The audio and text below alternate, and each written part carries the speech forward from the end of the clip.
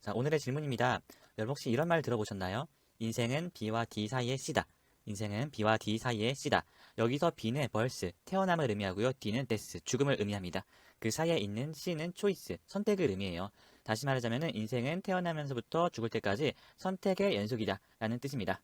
정말 그렇지 않습니까? 우리가 항상 어떤 것에 있어서 많이 고민하고 생각하고 선택하고 하는 것을 반복하는 것 같습니다. 오늘 배울 내용이 이 문장과 관련이 있습니다. 바로 선택. 우리가 인생에서 계속 반복하는 선택과 관련된 내용입니다.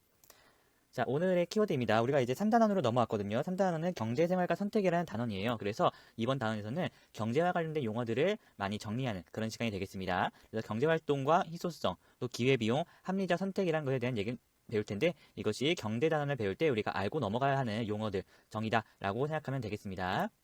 그래서 먼저 우리는 경제활동이란 무엇인가에 대해 얘기를 해볼게요. 자, 우리가 느낌으로는 알고 있어요. 우리가 뭔가 일을 하고 돈을 벌고 쓰고 그런 것들이 경제활동이라는 것을 알고 있는데 조금 더 구체적으로 의미를 정의해 보도록 할게요. 경제활동이라고 하면은 재화나 서비스를 생산, 분배, 소비하는 활동을 경제활동이라고 합니다. 다시 한번 보겠습니다. 재화나 서비스.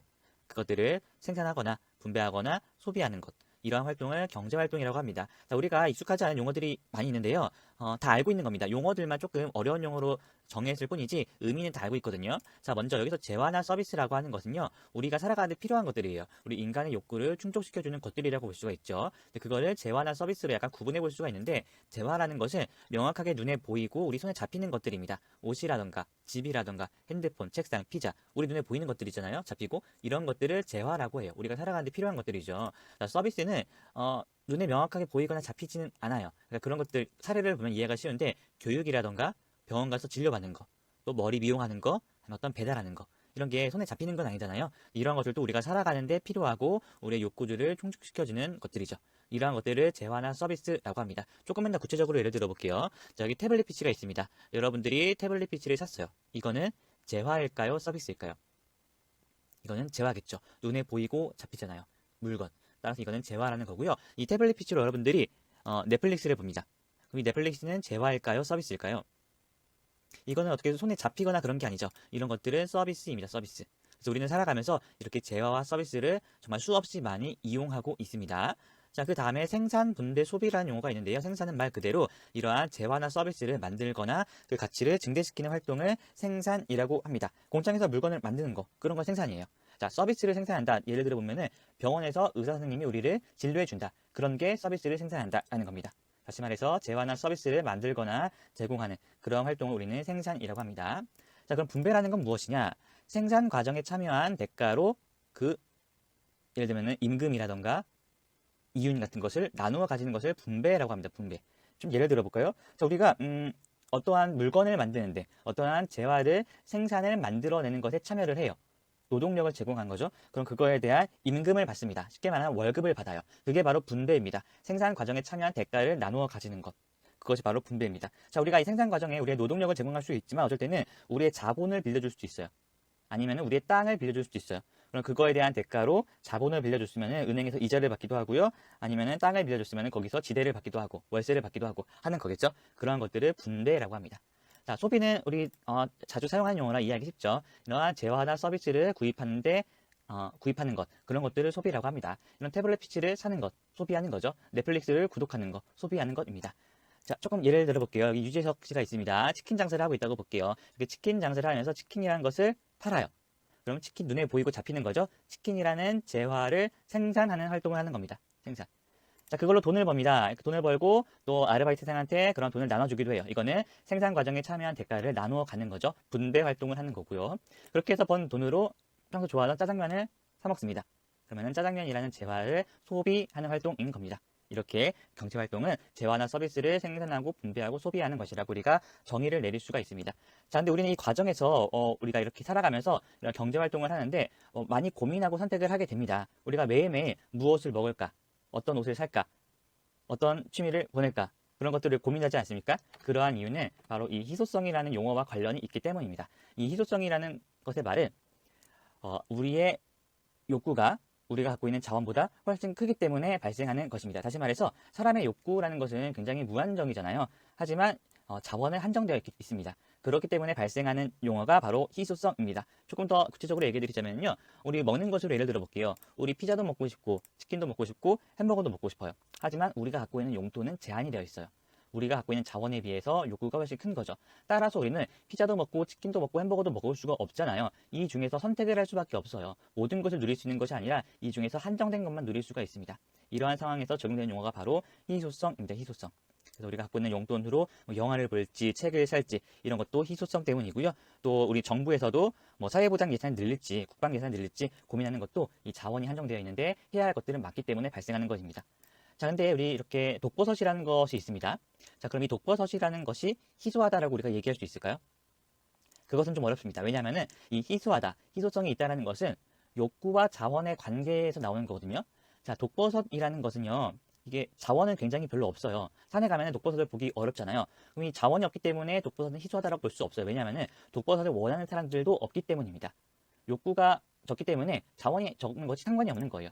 따라서 독버섯이라는 것은 희소하다고 볼 수가 없습니다. 또 다른 예를 들어볼게요. 자, 반고흐라는 작가의 작품들이 있습니다. 이 작품은 이 반고흐가 살아있을 당시에는 인기가 없었대요. 그러니까 이 작품에 대한 욕구가 없었다는 거죠. 따라서 욕구가 아예 없었기 때문에 희소하다고 볼 수가 없어요. 하지만 현재는 이 사람들이 반고흐라는 작가의 작품을 굉장히 훌륭한 예술 작품이라고 평가를 내리고 있죠. 그래서 이 반고흐 작품에 대한 욕구가 굉장히 많아졌어요.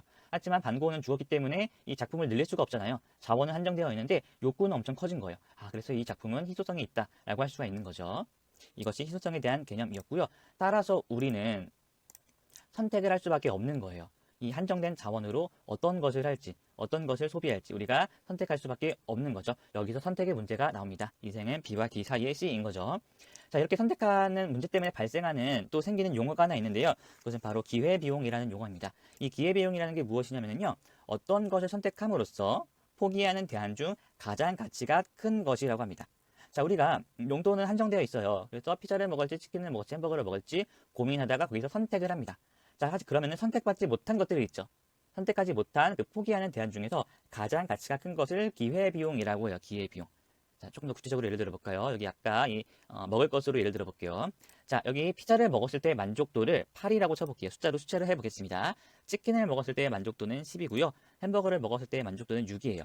자, 그러면 여기서 치킨을 먹었을 때의 만족도가 가장 크죠. 그럼 우리는 여기서 용돈은 한정되어 있어서 이 모든 것을 다 할 수 없으니까 가장 만족도가 큰 치킨을 사 먹습니다. 이거는 선택되었고요. 자, 이때 포기한 대안은 피자와 햄버거죠. 자, 기회비용에 적용해 볼게요. 어떤 것을 선택함으로써 가장 만족도가 큰 치킨을 선택함으로써 포기한 대안은 피자와 햄버거죠. 그 대안들 중 가장 가치가 큰 것, 피자와 햄버거 중에서 가치가 큰 것, 만족도가 큰 것은 피자죠. 그게 바로 기회비용이 되겠습니다. 내가 이 어떠한 먹을 것을 선택하고 치킨을 선택했을 때 발생한 기회비용은 바로 피자라는 선택지가 되겠습니다. 이게 기회비용이에요. 자, 이것을 왜 설명하냐면요.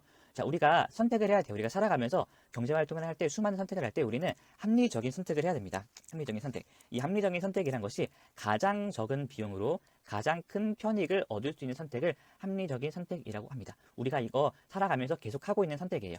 비용은 적게 들이면서 만족을 크게 얻을 수 있는 것. 그게 합리적인 선택인데 이때 비용에서 우리는 이 기회비용이라는 것도 고려해야 됩니다. 내가 어떤 것을 선택함으로써 포기하는 것 중 가장 가치가 큰 것. 그것을 우리가 고려해야 돼요. 그리고 편익이란 말은 만족감 또는 이득이라는 용어로 바꿔서 설명할 수 있겠죠. 그래서 우리가 경제활동을 하면서 굉장히 많은 것을 선택해요. 우리가 친구들이랑 놀고 싶은데 노래방도 가고 싶고 PC방도 가고 싶어요. 하지만 시간도 한정되어 있고 우리가 갖고 있는 용돈도 한정되어 있어서 선택을 할 수밖에 없잖아요. 그때 합리적인 선택이라는 것은 내가 PC방을 갈 때 만족감, 또 노래방을 갈 때 만족감 고려해야 되죠. 그리고 내가 PC방을 간다면은 노래방을 못 가고 노래방을 가면은 PC방을 못 가잖아요. 그러한 기회비용의 가치로 같이 따져보아야 한다는 겁니다. 이러한 것들이 우리가 경제활동, 아까 정의한 경제활동을 하는데도 이 합리적인 선택을 적용하는 것이 현명하겠죠. 자, 그래서 우리가 오늘은 경제활동을 본격적으로 배우기에 앞서서 중요한 개념들을 정했다고 생각해 주시면 될 것 같습니다. 그래서 경제활동이 무엇인지, 또 희소성과 기회비용, 합리적 선택이 무엇인지 정리했는데 이것을 잘 정리해 두셔야지 앞으로 배울 내용들을 더 잘 이해할 수 있으니까 확실하게 여러분들이 정리하고 가셨으면 좋겠습니다. 자, 오늘의 질문입니다. 자, 여러분 마스크 요즘에 항상 우리 착용하고 다니죠. 자, 그런데 작년에 코로나가 처음 이제 유행하기 시작했을 때 이 마스크 대란이 일어났습니다. 사람들이 마스크 구하기가 굉장히 어려워졌고요. 심지어 마스크 가격이 너무 말도 안 되게 오르기도 했습니다. 자, 물론 우리 정부가 개입해서 마스크 오브제라던가 가격 규제를 해서 안정화가 됐지만 그렇지 않았다라면은 이 마스크 값은 정말 많이 비싸졌을 거예요. 자, 그러면 마스크가 필요로 하는 많은 사람들이 구매하지 못했겠죠. 자, 오늘 학습할 내용이 이 마스크의 가격과 관련이 있습니다. 그래서 잘 보도록 할게요. 자, 오늘의 키워드입니다. 시장 경제체제, 계획 경제체제, 혼합 경제체제인데요. 이러한 경제체제가 무엇인지 또 이렇게 나누어진 것은 왜 때문인지 우리가 살펴보도록 할게요. 자, 먼저 가정을 해볼게요. 여러분들이 중국집을 경영한다고 해보겠습니다.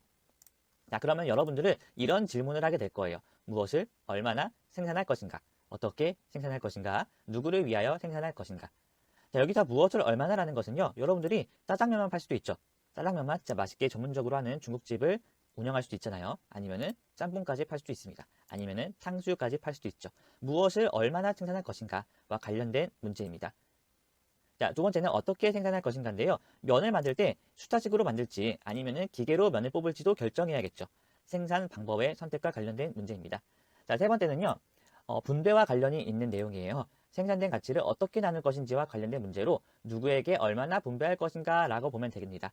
자, 짜장면과 짬뽕을 만들었어요. 이 생산된 가치를 판매해서 얻는 수익으로 환산이 되겠죠. 자, 그러면은 그 수익을 직원들에게 임금을 얼마나 줄 것이냐, 어떻게 줄 것이냐와 관련된 문제입니다. 우리가 이 중국집뿐만 아니라 어떠한 경제 활동을 할 때 이 세 가지를 반드시 고려하게 되어 있습니다. 우리뿐만 아니라 기업이 또 개인 가정들이 이런 경제생활을 할 때 다 마주하게 되는 문제인 것이죠. 자, 이러한 문제를 해결하는 방식을 경제체제라고 하는데 이 경제체제는 국가마다 다릅니다. 그래서 이 경제체제는 시장 경제체제와 계획 경제체제로 나누어져 있는데 자, 시장 경제체제라고 하면은 경제 문제를 시장 가격에 맡겨버리는 겁니다. 자, 마스크로 예를 들어볼게요. 마스크의 가격이 작년 초에 굉장히 많이 올랐어요. 이것은 시장 가격에 맡겨버린 겁니다. 자, 조금만 더 쉽게 예를 들게요. 마스크에 공급은 제한이 되어 있었어요. 하지만 코로나 때문에 수요가 너무나도 많이 늘어났죠. 자, 공급량과 수요량이 일치하지 않은 거예요. 자, 그러면 이것을 어떻게 해결할 것이냐? 바로 시장 가격에 맡겨버리는 겁니다. 마스크 값이 오르니까 어쩔 수 없이 비싸진 가격이 부담돼서 사지 못하는 사람이 생기겠죠. 그러면 수요량이 줄어듭니다. 그럼 그렇게 해서 수요와 공급이 일치하게 되는 거예요. 자, 조금만 더 쉽게 예를 들게요. 여러분들이 마스크 하나를 팔 수 있다고 쳐볼게요. 근데 마스크를 사려는 사람이 10명이에요. 여러분들이 마스크 값을 처음에 5,000원으로 해봅니다. 5,000원을 하니까 10명 중에 그래도 5명은 5,000원임에도 불구하고 산대요. 자, 마스크 값을 10,000원으로 올려보는 거예요. 마스크 값이 10,000원쯤 되니까 한 명밖에 사지 않겠다로 바뀌는 겁니다. 그러면 수요도 한 명, 공급도 한 개니까 수요와 공급이 일치하죠. 아, 이렇게 시장의 문제가 해결된다라고 보는 게 시장 경제 체제입니다. 자, 이러한 경제 시스템은요, 개인의 자유로운 이익 추구를 인정합니다. 이 기업이 마스크 가격을 자기 맘대로 올릴 수가 있는 거예요. 마스크 값이 올릴수록 기업은 이익이 커지겠죠? 그렇게 냅두는 겁니다. 소비자와 생산자는 자발적으로 거래합니다. 소비자도요, 마스크 값이 올랐는데 사고 싶어. 그러면 사는 거고, 부담돼서 사지 않을 거야. 그러면 사지 않는 겁니다.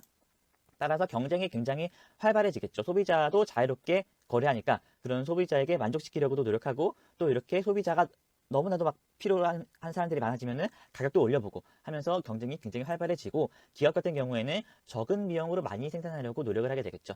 자, 이러한 것의 문제점도 당연히 따르게 됩니다. 빈부격차가 발생하게 되겠죠. 자, 마스크를 굉장히 많이 만들어낼 수 있는 그런 생산 수단을 소유한 곳은 마스크를 엄청나게 많이 만들어서 돈을 많이 벌었을 거예요. 자, 또 불평등한 문제도 발생하게 됩니다. 이 마스크라는 것은 정말 다 필요한 거잖아요. 누구에게나 다. 하지만 이렇게 가격이 폭등하게 돼 버리면은 또 만약에 정부가 규제하지 않아서 마스크 막 오브제 이런 것도 없어서 돈이 많은 사람들이 다 사재기를 해버리면은 정말 필요로 한 사람들에게 마스크가 돌아가지 않잖아요. 그럼 불평등한 문제도 발생하게 되는 거고요. 환경오염이 발생할 수도 있어요. 기업들이 마스크 지금 사람들이 많이 필요하니까 무조건 많이 만들어 팔아 라고 하면서 제대로 품질 검증을 하지 않으면은 환경오염뿐만 아니라 우리 인체에 해로운 악 영향도 끼칠 수가 있는 거겠죠. 이러한 시스템을 시장 경제 체제라고 합니다. 자, 그럼 계획 경제 체제라는 건 뭐냐? 이거는 시장의 문제, 경제 문제를 국가의 계획과 명령에 맡겨버리는 거예요. 자, 예를 들어 볼게요. 핸드폰을 만듭니다. 핸드폰을 그냥 하루에 100개 만들어라고 국가가 결정해버리는 겁니다. 그리고 분배도 식구가 적으니까 5만 원, 식구가 많으니까 10만 원.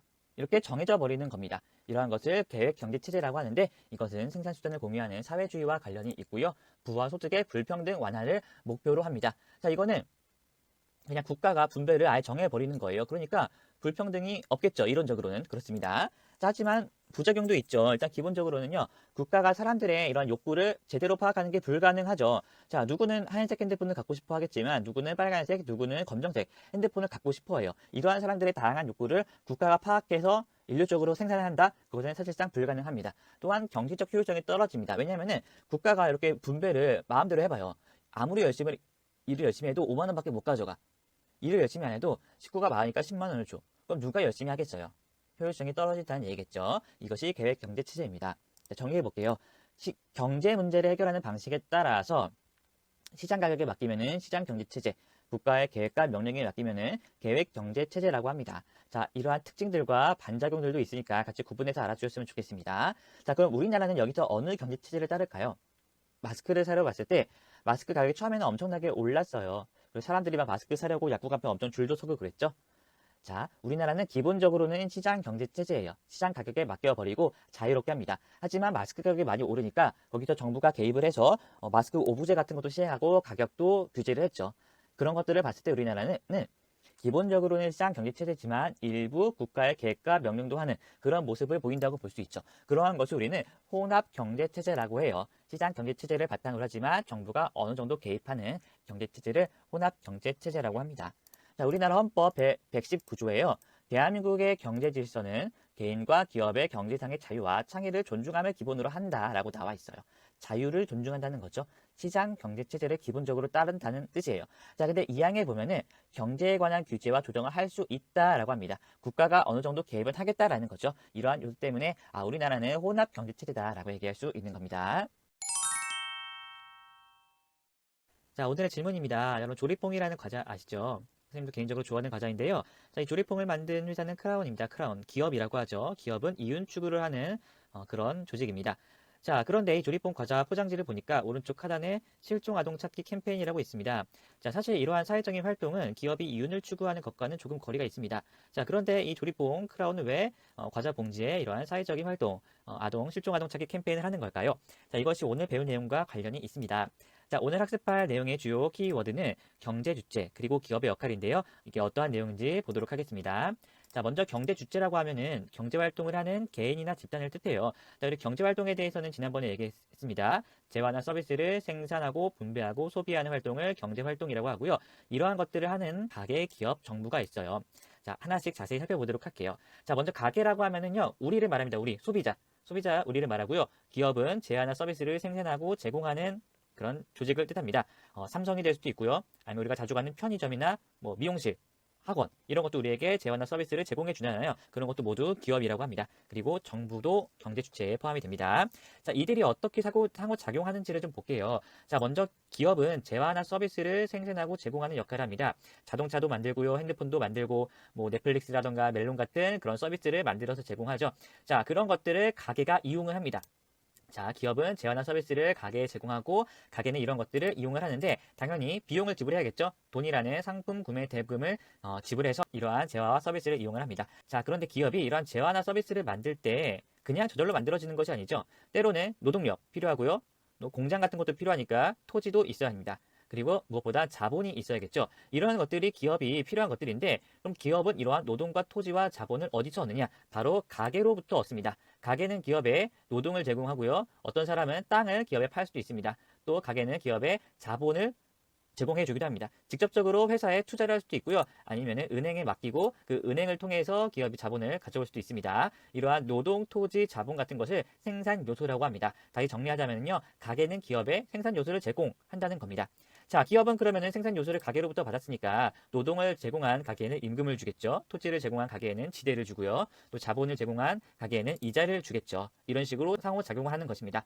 자, 그리고 가게와 기업은 공동으로 정부에 세금을 내겠죠. 기업은 기업 활동을 통해 얻은 이윤의 일부를 세금으로 내고요. 가게는 이렇게 생산 요소를 제공함으로써 임금이나 지대나 이자 같은 소득이 생기잖아요. 그 소득의 일부를 정부에게 세금을 내는 겁니다. 자, 그럼 정부는 이러한 세금을 받고 아무것도 안 하는 것이 아니라 가게나 기업에 도움이 되는 공공재를 제공하는 겁니다. 자, 공공재라고 하면은 도로라던가 교육, 아니면 우리를 지켜주는 국방, 이러한 것들을 공공재라고 하는데 이 공공재는 우리가 살아가는데 반드시 필요한 것들이죠. 자, 이런 식으로 경제 주체가 가게, 기업, 정부가 있는데 서로 상호작용하면서 경제활동을 하고 있다라는 것을 알면 되겠습니다. 자, 근데 여기서 우리는 오늘 기업에 좀 더 포인트를 두고 보도록 할게요. 특히나 기업은 이러한 경제 주체 중에서 차지하고 있는 비중이 굉장히 큽니다. 특히 기업이 생산하는 그 양은 정말 어마어마하잖아요. 우리가 생활하는데 필요한 뭐 옷이라던가 뭐 핸드폰, 가전제품, 뭐 이동하는 교통수단 그런 것들이 다 기업들이 만들고 제공하는 것들 아니겠습니까? 그리고 또한 기업은 정부에 내는 세금도 굉장히 많아요. 그렇기 때문에 이 기업의 역할이 무엇인지를 조금 더 자세히 보도록 할게요. 자, 먼저 기업은 기본적으로 생산 활동, 재화나 서비스를 생산 활동을 하는 것을 통해서 이윤을 극대화하는 그런 조직입니다. 그리고 생산 요소를 제공한 가게에 임금과 지대, 이자 같은 것을 제공을 하죠. 그래서 우리 가게는 기업의 생산 요소를 제공함으로써 소득이 생겨요. 그래서 기업은 가게의 소득을 이렇게 제공하는 역할을 하니까 굉장히 중요한 역할이다라고 이해해 주시면 되겠고요. 임금과 이자는 조금 더 쉬운 말로 표현하자면 일자리나 소득을 말하겠죠. 자, 그리고 국가의 세금을 납부합니다. 특히 이 기업이 국가에 내는 세금은 굉장히 양이 많습니다. 따라서 이 기업이 내는 세금은 국가가 재정활동하는데 굉장히 많은 부분을 차지하겠죠. 자, 그리고 이렇게 가게에 임금과 이자를 제공하고 정부의 세금을 제공하고도 남은 이유는 회사에 투자한 사람들, 그런 사람들을 주주라고 하는데 주주 등에게 배분이 되겠죠. 자, 이것이 기본적인 기업의 역할인데요. 자, 기업이 이렇게 활동을 하는데 사실 기업 혼자만 있으면은 이러한 많은 일들을 할 수가 없고요. 가게가 반드시 있어야 되고요. 정부가 제공해주는 공공재가 있어야지만 기업이 존재할 수가 있습니다. 당연히 기업은 정부나 가게에 대해서도 어느 정도 책임이 있습니다. 그것을 조금 더 전문적인 용어로는 기업의 사회적 책임이라고 하는데 다시 한번 정리해서 설명해 드리자면은 기업이 이윤을 추구하는 활동 외에 법령과 윤리를 준수하고 소비자, 주주, 지역사회 등 기업의 유지 기반이 되는 사회의 구성원의 역할을 다하는 것이라고 합니다. 그것을 기업의 사회적 책임이라고 해요. 조금 더 쉽게 말하자면은 기업이 존재하기 위해서는 기업 혼자만 잘하는 것이 아니라 정부와 가게가 반드시 필요하다는 거죠. 다시 말해서 사회가 함께 협력해야지 기업도 존재해야 되는 거거든요. 따라서 기업도 자신들의 이윤을 사회를 위해서 어느 정도 환원해야 되고 공정하고 정직한 경쟁을 해야 된다는 뜻입니다. 자, 사례를 좀 알려드릴게요. 탐스라는 신발 브랜드가 있거든요. 선생님도 이 신발 브랜드 굉장히 좋았는데요. 이 탐스는 이러한 가치관을 갖고 있습니다. Buying a pair gives a pair라고 써있죠. 신발을 하나 사면은 하나를 준다는 거예요. 어떤 사람들에게 주냐? 신발을 구하기가 어려운 그런 국가들이 있겠죠. 그런 국가의 저소득층 계층이나 어린 아이들에게 신발을 하나씩 준다고 합니다. 우리가 신발을 사면은 다른 어떤 나라에 신발이 필요한 사람에게 한 켤레가 기부가 되는 거예요. 자, 이런 것들이 사회적 책임을 다하는 겁니다. 자, 이 탐스라는 회사는 기업이기 때문에 이윤을 추구하지만 기부 같은 일도 같이 하고 있는 거예요. 왜냐하면 이 회사가 존재할 수 있고 운영될 수 있는 것은 이 사회 구성원이 있기 때문에 가능한 거기 때문에 이 기업의 이윤의 일부를 사회에 환원하는 역할을 하는 것입니다. 자, 이러한 기부 활동뿐만 아니라 환경을 보호한다던가 장애인이나 여성을 고용하는 데 힘쓰는 것, 그리고 법령과 윤리를 준수하는 것, 이거 당연한 것이겠죠. 그리고 투명한 기업 경영을 운영하는 것, 이러한 것들이 기업의 사회적 책임이라고 보면 되겠습니다. 자, 또한 기업이 이렇게 운영되기 위해서 반드시 필요한 것 중에 하나가 기업가 정신이거든요. 쉽게 말하면 도전 정신이라고 해요. 우리 살아가는 세상이 굉장히 급변하잖아요. 그러한 급변하는 세상 속에서 기업이 계속 존재할 수 있으려면 도전 정신, 기업가 정신이 반드시 필요한데 좀 더 명확한 표현으로는 불확실성과 위험을 무릅쓰고 이윤을 창출하려는 기업가의 의지를 뜻합니다. 자, 우리가 좀 익숙한 사례를 좀 들어보자면은 스티브 잡스, 아이폰이 등장하면서 굉장히 많은 혁신이 뒤따라왔죠. 이런 것을 개발하고 생산하고 공급하는 것, 이런 것들이 기업가 정신입니다. 자, 이제는 핸드폰이 접히기도 합니다. 이런 것도 이전에는 없었던 거잖아요. 이런 것들을 새롭게 시도하고 연구하고 제품을 내놓는 것, 이런 게 기업가 정신이에요. 자, 요즘에는 이 자율주행 자동차라고 하죠. 테슬라가 이쪽에서 굉장히 앞서 있는데 직접 운전을 해줍니다. 이런 것들을 개발하는 게 기업가 정신입니다. 이런 것을 혁신이라고도 표현할 수 있는데요. 예를 들면은 새로운 제품, 이전에는 없었던 새로운 제품을 개발한다던가 아니면은 생산 비용을 줄이기 위해서 생산 기술이나 방법을 새로운 것으로 대체한다던가 새로운 시장을 개척한다던가 시장 변화에 능동적으로 대처하기 위해서 새로운 경영 조직을 만드는 것, 이런 것이 혁신이고 이런 것들이 기업가 정신이다 라고 이해하면 되겠습니다. 자, 이 기업가 정신, 혁신이 중요한 이유가 이러한 것들이 계속 이루어져야지 사회 발전이 이루어진다는 거예요. 우리가 스마트폰이 있기 전과 후는 굉장히 많이 달라졌고 많은 부분에서 굉장히 우리가 편리함을 누리고 있거든요. 이러한 혁신과 기업가 정신이 있어야지 우리 사회가 좀 더 발전할 수 있다는 겁니다. 자, 오늘의 질문입니다. 자, 여러분, 계란을 옮기는 가장 안전한 방법은 무엇일까요? 이렇게 많은 양의 계란을 옮길 때는 바구니 하나에 담으면 안 됩니다. 왜냐하면 이 바구니를 떨어뜨리면 모든 계란이 깨져버리기 때문이죠. 그래서 가장 안전한 방법은 계란을 여러 바구니에 나눠서 담는 것입니다. 자, 오늘 배울 내용이 이것과 굉장히 유사한데요. 어떤 내용인지 한번 보도록 할게요. 자, 오늘의 중요한 키워드는 바로 자산관리 그리고 신용관리입니다. 자, 우리가 경제생활이라는 것에 대해서 배웠는데요. 재화나 서비스를 생산하고 분배하고 소비하는 것을 경제생활이라고 하는데 우리는 이러한 경제생활을 평생에 걸쳐서 합니다. 그래서 우리의 생애 주기에 따른 경제 생활을 제대로 설정하는 게 중요합니다. 자, 우리는 유소년기, 청년기, 장년기, 그리고 노년기를 거쳐서 살아가는데, 자, 여기서 파란색 곡선은 수입 곡선이고요. 노란색 곡선은 지출 곡선입니다. 자, 수입 곡선은 이 일생 중에서 일정한 시기에 이렇게 수입이 없지만 지출하는 걸 보면은 일생 전체에 걸쳐서 이루어지고 있습니다. 자, 우리 유소년기 때는 아무래도 수입은 거의 없겠죠. 하지만 우리가 아주 어렸을 때도 우리가 필요한 뭐 기저귀라든가 분유 이런 것들을 소비합니다. 수입은 없지만 지출은 있는 시기예요. 우리의 일생 동안의 그 경제생활 태도를 바람직하게 형성하는 것이 굉장히 중요한 시기라고 보면 되겠습니다. 자, 청년기 때는 본격적으로 일을 시작합니다. 그래서 생산활동을 하면서 우리에게 수입이 생기기 시작하는 시기고요.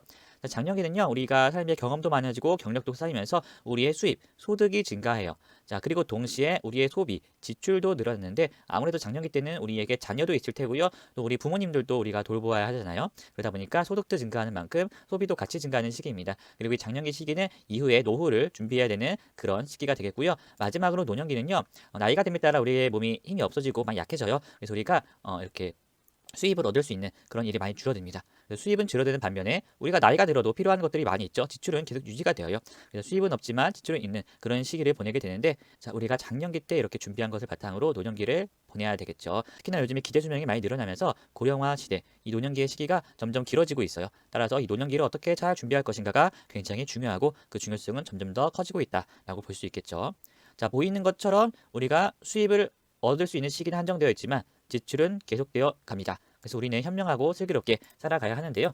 지속 가능한 소비 생활을 우리가 지금부터 알아두고 준비하는 것은 굉장히 중요해요. 왜냐하면 소비 생활은 평생 동안 이루어지지만 생산 활동은 한정적인 기간 동안만 이루어지기 때문에 우리가 갖고 있는 자산과 신용을 잘 관리해서 지속 가능한 소비 생활을 할 수 있도록 준비해야 되는 거예요. 자, 여기서 자산과 신용이 무엇인지 좀 살펴볼게요. 자산이라고 하면은 자신이 소유하고 있는 것 중 경제적 가치를 지닌 건데 그 종류는 크게 5가지가 있습니다. 예금, 적금, 주식, 채권, 부동산인데, 자, 각각의 특징을 간단하게만 살펴보자면요. 예금은 이자 등을 목적으로 금융기관에 맡긴 자산을 예금이라고 해요. 금융기관이라고 하면은 은행을 말합니다. 자, 여러분들도 개인 통장 갖고 있는 친구들이 있을 테고 용돈 받는 거 이렇게 통장에 넣어두는 친구들이 있을 거예요. 그게 바로 예금입니다. 자, 적금도 금융기관에 맡긴다는 공통점이 있어요. 근데 예금과의 차이점은 일정 금액을 일정 기간 동안 맡기는 겁니다. 예를 들어서 한 달에 5만 원씩 2년 동안 맡긴다. 그 후에 찾아간다. 그게 바로 적금이에요. 자, 우리가 은행에 예금을 하든 적금을 하든 우리가 맡기면 약간의 이자를 은행으로부터 받을 수 있습니다. 자, 주식은요, 주식회사가 자본금을 마련하기 위해 발행한 증서인데 우리가 흔히 주식을 사고 판다라고 표현을 합니다. 자, 회사 중에 어떤 회사들은 회사를 더 성장시키기 위해서 주변 사람들로부터 자본금을 얻어가지고 회사를 키워요. 그런 회사가 주식을 판다라고 표현하고 우리는 그 회사의 주식을 사는 행위를 할 수가 있습니다. 자, 예를 들어서 A라는 회사가 자기 회사의 주식을 하나에 5만 원씩 파는 거예요. 우리가 그 회사의 주식을 5만 원에 살 수 있고요.